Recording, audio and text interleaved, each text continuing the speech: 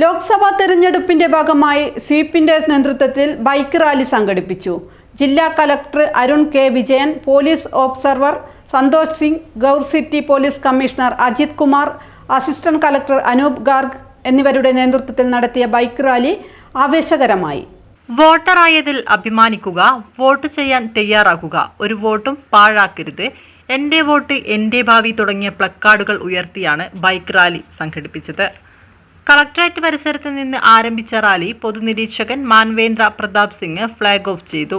Collectorate പരിസരത്ത് നിന്ന് ആരംഭിച്ച റാലി സ്റ്റേഡിയം കോർണർ, പുതിയ ബസ് സ്റ്റാൻഡ്, ഭരണശ്ശേരി എന്നിവിടങ്ങളിൽ പര്യടനം നടത്തി പയ്യാമ്പലം ബീച്ചിൽ സമാപിച്ചു.